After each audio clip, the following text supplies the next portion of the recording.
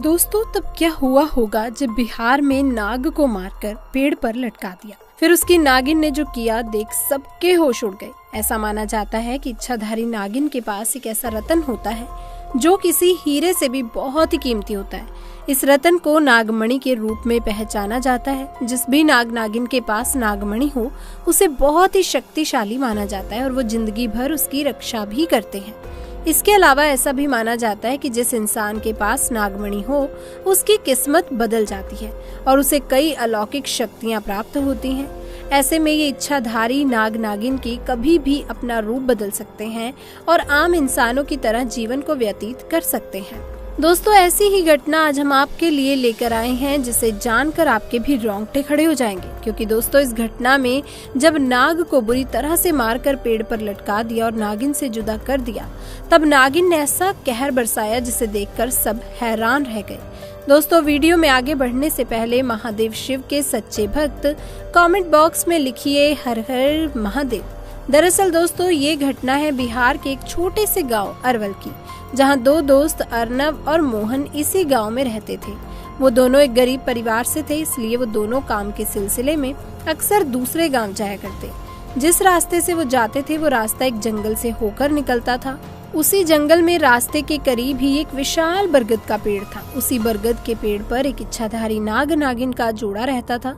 एक दिन की बात है, नागिन यूं ही जंगल में भ्रमण के लिए चली गई, लेकिन नाग वहीं पेड़ के नीचे सो रहा था।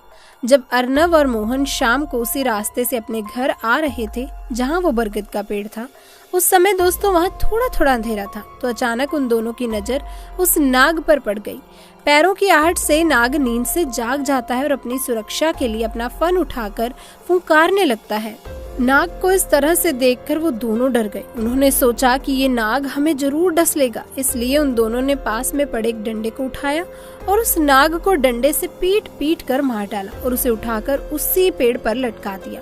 और दोस्तों यही उन दोनों की सबसे बड़ी गलती थी।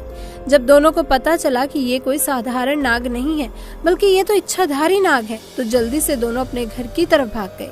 इधर जब इच्छाधारी नागिन वापस उसी पेड़ के पास आई और अपने मृत नाग को पेड़ के ऊपर लटका हुआ देखा, तो उसे देखकर वो बेसुध हो गया।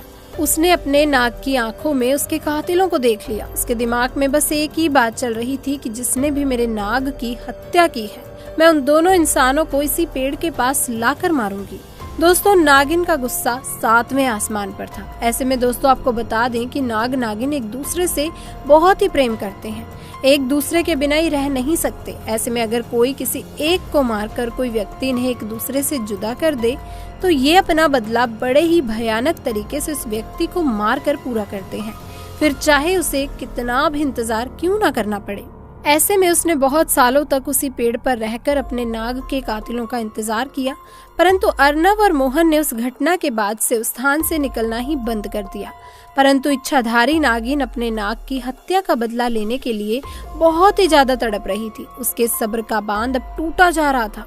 उसने निश्चित किया कि मैं गांव में जाकर दोनों हथियारों से बदला लूंगी। उसने एक बहुत ही सुंदर कन्या का रूप बनाया और भेष बदलकर पहुंच गई चांदपुरा गांव में, जहां पर अर्नव और मोहन रहते थे। उसने पूरे गांव में नाग की आंखों में देखे उन दोनों कातिलों को बहुत ढूंढना चाहा, पर वो तो कहीं मिले ही नहीं। परंतु शाम के समय अर्नव और मोहन काम करके जब घर वापस लौट रहे थे, तभी उन पर नागिन की नजर पड़ गई। उस समय उसने बहुत ही सुंदर लड़की का रूप धारण कर रखा था। ऐसे में वो अर्नव और मोहन को अपनी सुंदरता से लुभाने लगी। वो दोनों उसकी सुंदरता पर मोहित हो चुके थे। तभी दोस्तों उस लड़की ने कहा, आओ मैं तुम्हें स्वर्ग की सैर करवाती हूँ। वो दोनों भी बेसुध हो गए और उसके पीछे पीछे जाने लगे। दोस्तों वो उस लड़की की सुंदरता में इतने मोहित हो चुके थे कि उन्हें समझ ही नहीं आ रहा था कि वो उसी स्थान पर जा रहे हैं जहाँ पर उन दोनों ने नाग की हत्या की थी। अब वो इच्छाधारी नागिन उन दोनों को लेकर उसी पेड़ के पास आ गई और अपना भयंकर विशाल रूप उन दोनों को दिखाया, जिसे देखकर दोनों के होश उड़ गए और डर के मारे दोनों ही कांपने लगे। नागिन ने दोनों को डस डस कर उसी पेड़ के पास मार दिया और पुनः उसी पेड़ के पास रहने लगी। दोस्तों आप भी इस बात का विशेष ध्यान रखिएगा कि किसी भी प्रकार से जाने अनजाने में आप किसी भी सांप या नाग नागिन को चोट ना पहुंचाएं, क्योंकि हमारी एक गलती हमारे ऊपर बहुत ही भारी पड़ सकती है। नाग हो या नागिन, ये सभी महादेव शिव के गहने हैं। हमारा कार्य है जैसे हम महादेव की भक्ति करते हैं, ठीक उन्हीं के साथ हमें इनकी भी पूजा अर्चना करनी चाहिए, ना कि इन्हें चोट पहुंचानी चाहिए।